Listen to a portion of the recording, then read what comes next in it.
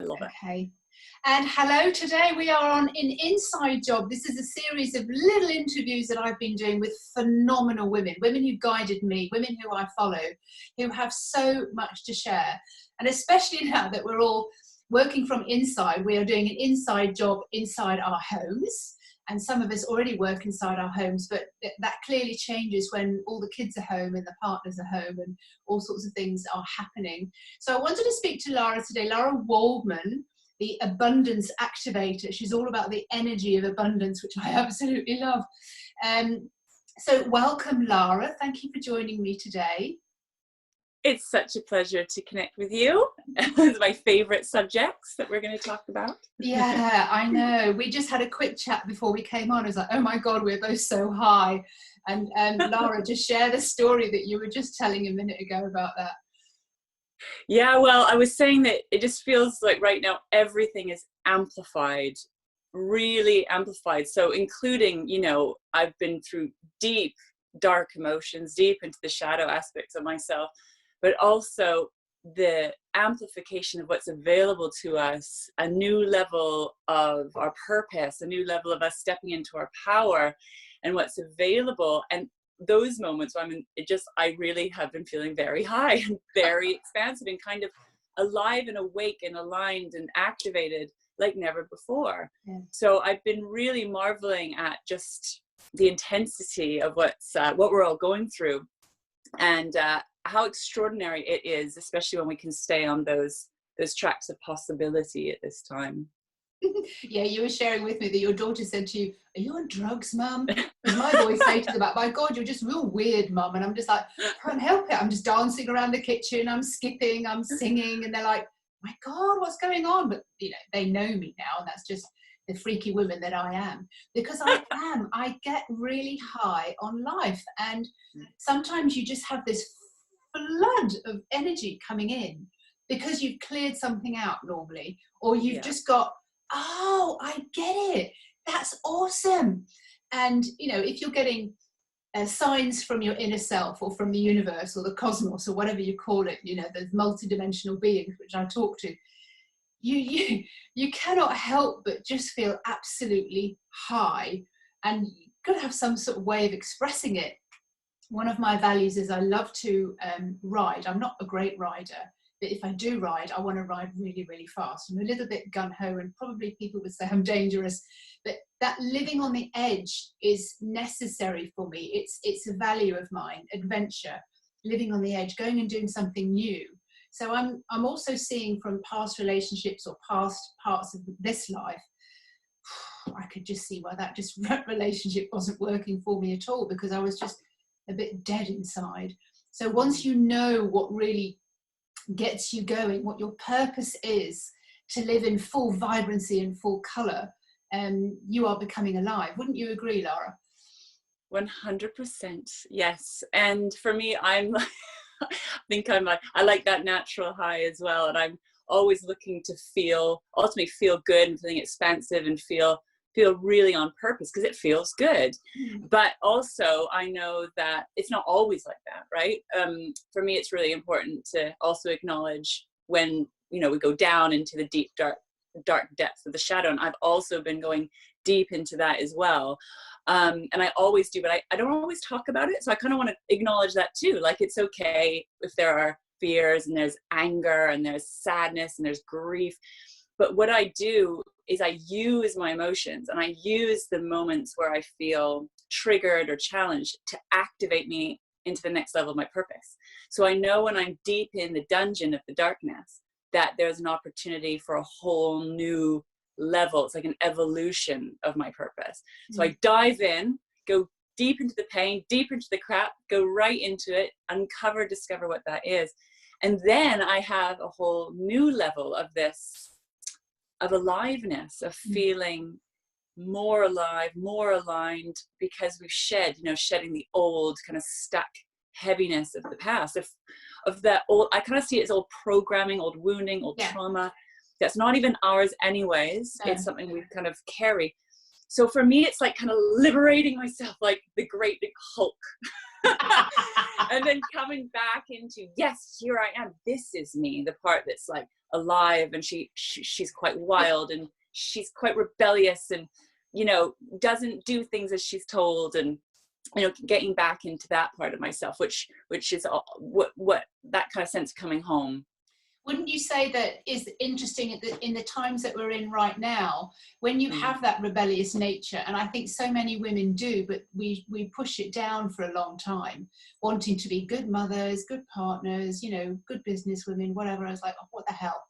You have to be able to acknowledge the fact that you're naughty, that you're mischievous, that you love dancing on the speakers at nightclub, or you have, or all the naughty things that you love doing, because that makes you feel like a scallywag, makes you feel alive. There's so many things that we could talk about, but being in this confined space, although we will get used to it, it's bringing up for us quite a lot of those, the feelings of feeling trapped, I think. And that's brilliant, because this is exactly what I believe we are in this time for, to emerge as a completely new version of yourself. Now, depending how long this goes on for, we could go through several different immersions and several different amplifications of ourselves, but this is exactly what we're to do. It's an inside job. Yeah. So how's it affecting you? Or do you think that some of the things that you've been going through recently, finding out about the shadow or finding out about the old, for me, it was rejection that came up the other day again. And I was like, oh God. And then to kind of go, well, you're okay as you are. If not everybody needs to like you. Would you say that part of this time of being in lockdown is pushing those, squashing those, concertining those things out of us in a way? 100%. And this has always been the case. I've been teaching about manifestation and abundance for years. So the same principles have always applied in terms of how we create and keep stay on our purpose. But what I'm finding is there's no escape right now. Like everything is amplified. So what I'm finding is all the bits that maybe you could have skirted away from or avoided, like, for example, things showing up in my marriage, there's things showing up in my business, in myself. It's like in my life, actually, there's little bits that have been aggravating me that haven't been aligned. And now it's like, you have to face it. And I've always faced the shadow, and I've always faced it, but it's like a new level of feeling, a new level of seeing. And also because the whole family's at home too, like my husband's at home all the time, for example. So we actually have more time and space to address things that maybe we wouldn't have had time for. So I'm feeling like it's super fascinating how there's no escape. And that's a really good thing if we use it consciously, if we're willing to do the inner work and let this time transform us, like squeezing through the birth canal, the kind of being it is, yeah. And I do think we're going through a huge birth and a huge awakening if we choose to use it consciously. Yeah. So it's like there can be awful, painful, dreadful moments, but if we use it, like I think about labor quite a lot, use the contractions to push the baby out. Use it, dive into it, breathe with it, go into it, courageously meet it, and then there's these new levels. Like one of my big wounds that has been up for me is this feeling of being alone. That if I am who I am fully, if I bring the full deal Lara out into the world, right? Watch out, world, by the way. Is like I will be ostracized. So it's like this kind of being cast out of the tribe, because I don't do as I'm told. I don't follow the mainstream path. I see things differently, and that's been my real big thing. So it always feels like a risk to show up in who I am and to share who I am, because I don't know what's going to happen. I guess it's also a rejection thing as well. So there's lots going on, but that's at the core of my wounding that's been really being kind of squeezed up to the surface. Courageously, be you, show up, share, use your voice. Like on a new level, Would you say that has been a theme for you then? If you look back over the last phases of your life, I always say, like, who do you want to be in the next phase of your life? But if you look at your previous phases, would you say that this, being alone was something that just for you just keeps repeating, and you just have to re-look at it every single time? Something that's beautiful for me to realize is it's just a phase. When I used to fall into rejection, it was like the end of the world. You know, it was the end of the world. And now I'm able to see it's just a phase. I just need to look at this again slightly differently in this situation. So how's that for you? Is it a theme? Yeah, it's an ongoing theme, and it's what I call core wounding, a feeling that I had that was created from my relationship with my mother, actually, of not being fully seen, fully loved, fully acknowledged. It's like not being seen and witnessed for who I am, like that. And that part of me went into the shadow and went into the shame, and like, that part of me is bad, that part of me is too much, that part of me is unlovable, that part of me is going to be rejected, that part of me is going to get hurt and attacked, because I did. And so it's like not my, because I was like I didn't give a shit what people thought about me when I was a little kid. I was super wild. I was super strong. I was kind of very free. And that, you know, it must have been difficult to parent me, don't get me wrong. but I never felt like that part of me was celebrated. It was always like something bad about me. And this has played out over and over and over again in all my relationships, in my business. Yeah. And I've had to push through it. Like, each step has been like a phase that is actually, when I faced it and met it and keep following my inner guidance. So my inner guidance, you know, is the key thing of like listening to that voice that's guiding me through. It's often felt like kind of going to my death, like this is the end of the world. And it is the end of the world, but the end of a world to take you into the new one. And I feel like in a way we're sort of in a global, it's like a global sort of end of the world feeling, because we are birthing into a new time. And I think has the world come to a stop like that before? Whenever it has, it not even in war, there's still been nations and countries who are unaffected. This is like no boundaries. This is every single part of the world. But if we are the world, every single part of us is being charged, you know, to sort of come out differently. So thank you so much for sharing that you believe that that's like a core wound, and you can see it coming through relationships. It's come from your mother. And when I heard years and years and years ago, the person who's hurt you the most is your biggest angel, it's your biggest fan, loves you more than anyone else. I was like, yeah, right. But then as you see it, you kind of go, well, wow, if I hadn't have gone through that, I wouldn't be who I am today. I wouldn't be able to do all these kind of things. So, you know, as much as we kind of have those relationships, and yes, I think I was incredibly difficult to mother as well, because it was all, tone it down, Fiona, tone it down. And then you grow up and, you know, you go into the work world and relationship world, and you just become a toned down version, a watered down version of who you really are.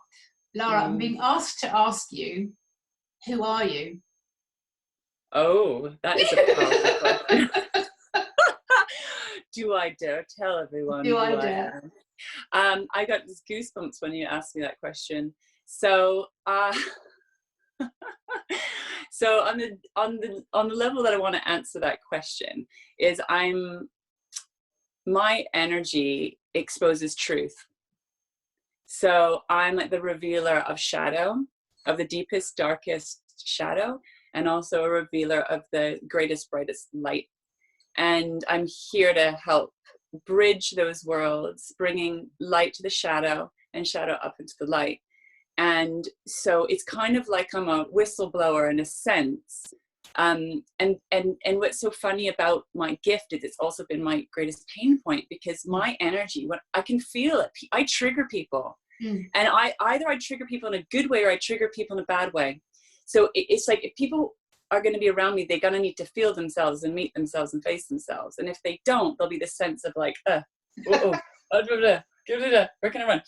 So I would say that's who I am. And I also bring a level of consciousness and awareness that is here to like wake up the sleeping parts. You know, wake up the parts that are dormant and unconscious within the collective. I love that you say that you trigger people. I've had several clients who've taken more than a year to work with me because I triggered them. I have that kind of energy that's like, come on, you know. And they're like, one lady said to me about a year ago, and another one just recently, I'm terrified. I just, in the way that I think I'm going to die. And I'm like, yeah, okay. And they're like, but I can't believe that I'm here and I'm still talking to you. And I really, I really love your energy and I want to work with you, but you trigger me so much. And then, all those kind of stories bring up rejection for me and thinking I have to change, that I have to alter myself to be more likable. Whereas I know that won't bring it about, So yeah, we have that tendency for people to kind of go, oh, can't look at you, can't watch you, but they are addicted to watching or finding something out, and they're in the background. They're kind of like, okay, now I just have to do it. Now's the time. And it's when that's when it's, for me, how I describe it is that your soul is attracted to my soul. You don't have to like me, but you have to love your soul enough and love yourself enough. And that's basically what I help you to do, is fall in love with yourself, so you fall in love with your soul. But it's your soul that's calling you, just saying, we need this. Whatever it is she's doing, don't listen to the words, don't look at the writing, but whatever it is, there's something there. And, that's, I believe that when you're doing business or something like that, that the soul brings in people to you. And often people say, I've got no idea what you do, but I need to work with you. Yeah. And also, I absolutely love you, Fiona. When I'm around you, I feel like my wild horsey self gets to gallop. So when there's an alignment as well, like, you can kind of bring each other alive. And I think it's also about trusting that, like for me, when I go into the wounding of feeling like, let's say, the rejection or feeling too much, there's enough souls and people in my life that I know want to gallop with me and want to ride. And it's also, but it's okay if not everyone, like for me, I have to go, it's okay if this is not, because this is high level, it is intense, there is no hiding. So it's absolutely confronting. And then those people that are ready for you, they're ready for the full meal deal, right? Like you're the full meal deal. There's no like, oh, let's just dip into this. Like no, there's no diet. There's just, you're going for it.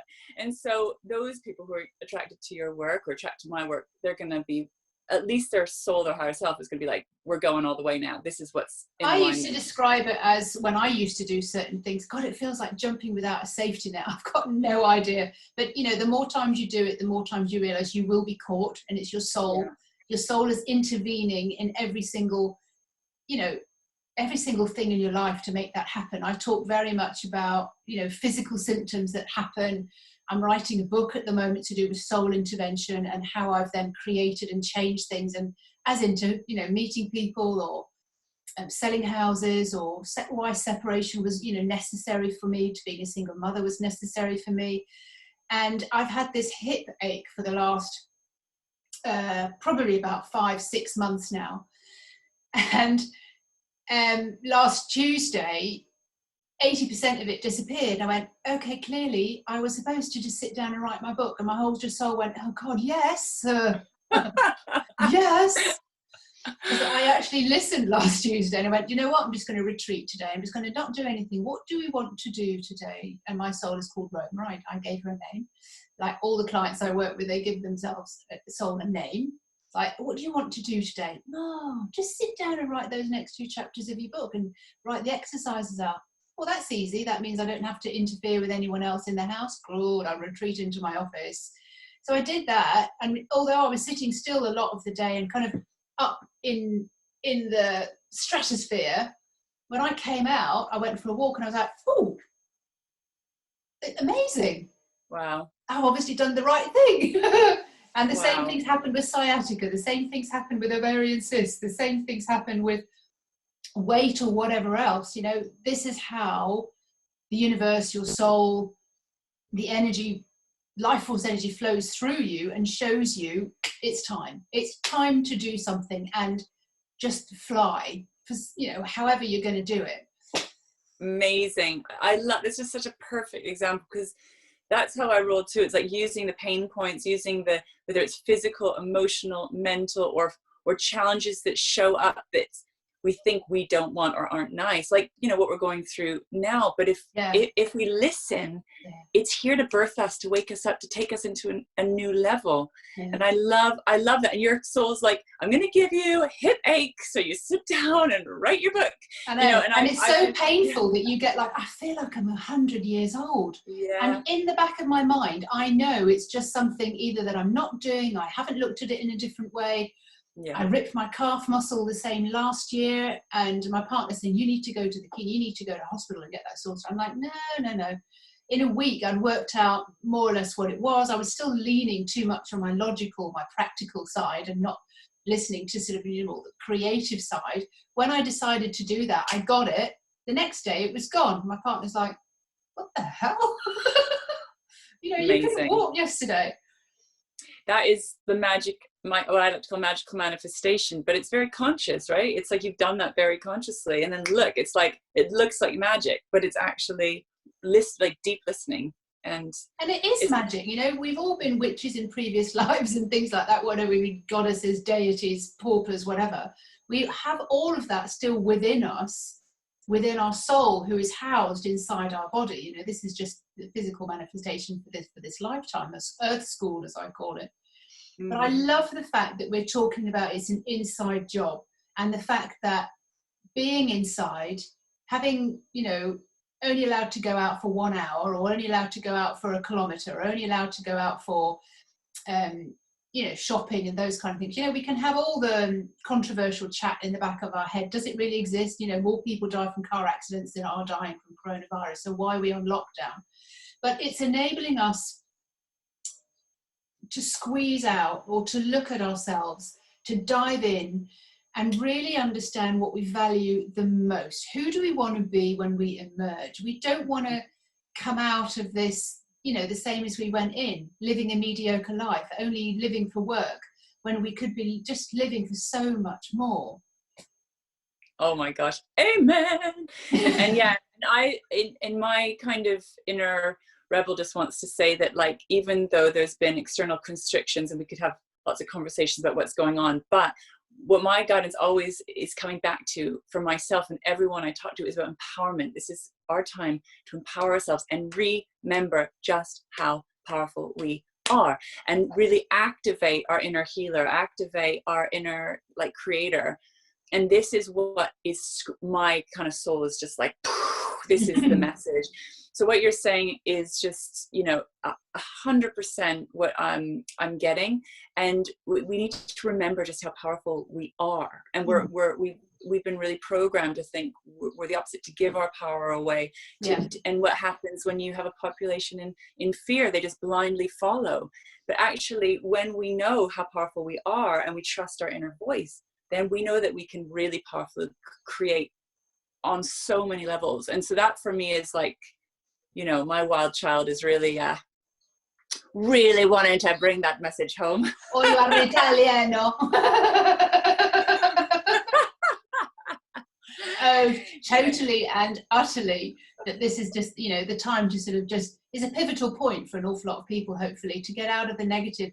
And only you should have the last assessment of you. It shouldn't be your doctor. It shouldn't be your bank manager to do with your finances. It shouldn't be your boss about how much you should be paid. You know, if you could know that you're in charge of you, only you gets the last say of what's available for you. Does that make sense? Does that sort of, you can... Totally. And I call it, like, you know, I call it, well, you saw it, the soul, the inner guidance, the inner wisdom. That part of us is so intelligent. And yet we haven't been taught or trained to listen to that. And so when I tap into the you, it's like not really the ego or the mind. It's like this very wise part, right? And that part knows what we only really know what's right for us if we're listening, you know, if we're really, really listening.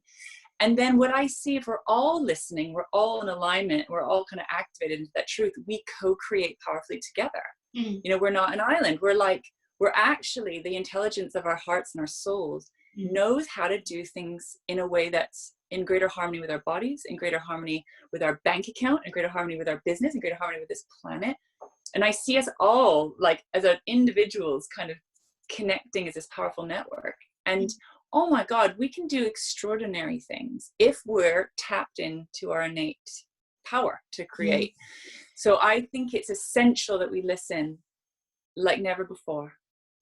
I used to laugh and say, come on, talk to me louder. I need louder messages. I can't hear you. And I used to get like, well, just be quiet then. I'm not a quiet kind of person. I am sometimes. I'm extremely quiet, and I do need the quiet.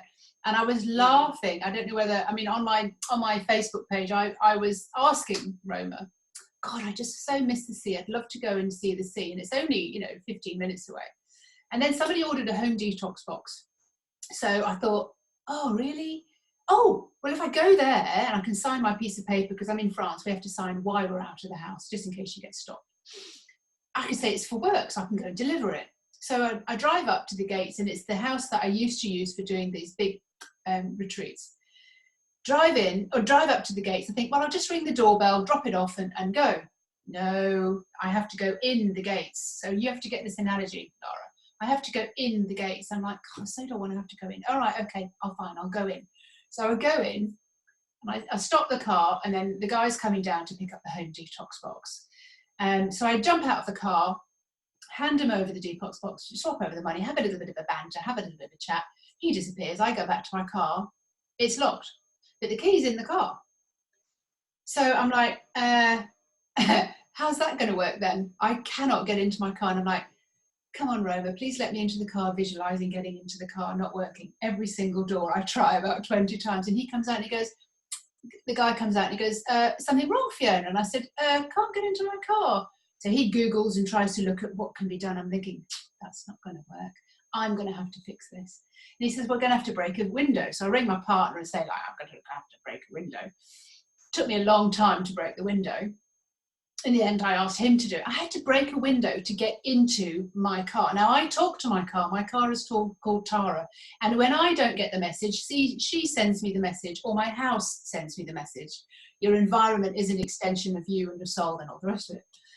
So later I'm thinking, God damn it, I've just earned some money from this home detox. Well, I'm probably able to spend that on a new blooming window. Anyway, but later on I'm thinking, oh, that's really funny, isn't it? I didn't want to go in the gates, but I went in and we had a nice chat, and then I couldn't get in my car. All of this is like inner work. I didn't want to go in, and I had to smash my way into my car again. So I'm thinking, oh, right, I have to break in. There's more work to be done in. And this is how things work for me sometimes as well. And somebody left a cheeky note saying, well, you speak to your car, but you clearly didn't pick up the message. I'm thinking, but that's the gift. But that was the gift. To find out what the analogy is, to decipher it, to be the detective and kind of go, I get that now. I get that as a gift. I like that. You have similar things happening for you too. All day long. Like, yeah, I call myself an energy detective. I'm like, what is happening here? And then, but it does take a bit of focus and inner inquiry. And I do a lot of, journaling and meditating, and I have to go quiet and go within to get my answers, or be connected with someone who's really aligned with me. So either connect with someone who's really aligned, and do meditation and journaling and nature connection and moving my body, and to find the answer, what is the gift in this situation. I think that's a really interesting point. And I mean, we can talk about this again, because I think, we're going to be in lockdown for a little bit, so we can have another discussion along the same lines. But for me, if I talk out loud, I get messages that come through. So like if I'm talking to you, like you say, somebody else who's aligned, you get messages come through. So if I'm coaching, I think, oh my God, that's what that means. Oh, wow, something comes through. Or if I'm in my car alone and I'm driving, I have an outward conversation with my soul, with Roma. And I say, God, what was all that about then? That was weird, wasn't it? I wonder if it's like this. And she's like, no. What if it's like that? Yeah, maybe. I wonder if it's like, yeah, that's it. Or I'll listen to it, put the radio on, and I'll hear a song and I'll go, oh, of course, that's what it's all about. And the other week I had, when I was driving around and being able to go, signs on the back of a van which said vehicle intervention. I thought, oh, isn't that funny? Because I'm writing about soul intervention. How your soul intervention? Well, vehicle intervention. Oh, funny. The next lorry I see straight afterwards is Clear Channel. I mean, we're in France and it's written clear channel. I'm like, okay. I will get the message. Yeah, that's actually oh yeah, the other thing I do is I sometimes take my voice recorder and I'll talk to myself through because I actually realize I need to talk things out too if there isn't someone to talk to. So I was thinking this might sound like slightly crazy, ladies, but this is actually ways to really access inner wisdom. It's like having a conversation with yourself, isn't it? And that inner wisdom, I mean, I've coached a lot of people. Every single person has access to this, but we just need to give it time and space to access and to listen, really. Yeah, I find talking out loud really, really, really helps. It really does amplify, things we're on that note today, it really does amplify the messages that you get. And sometimes you find yourself saying something and then you think, where did that come from? But it's exactly what you need to hear at the time. Lara, thank you so much for kind of having one of our amazing conversations that just lifts the roof off, just lifts the lid off anything that's just normal or mundane to just being fully alive and living under the rainbow of colour. Thank you so much. I do love you so much. Oh, I love you too. Thank you. Because I love this. It brings me to life to talk and share on this level. So thank you for having me. It's been My a pleasure. Let's do it again because it brings us to life and therefore it will bring other people to life and we'll trigger them and give them a little bit of a... That's so funny. If you have any ways that you have found, any applications, anything like that, send them to me in a link and I'll add them in with this as well. Because people are obviously looking for different meditations or different ways to do things. But I think what you shared there as well about speaking into the phone is a really good way to get in touch with the, the knowledge, the inside job that's going on the inside. Brilliant. Thank you very much. Lots and lots of love. Have a lovely day and love to all your family. Thank you. Lots of love to you. Bye-bye, darling. Bye.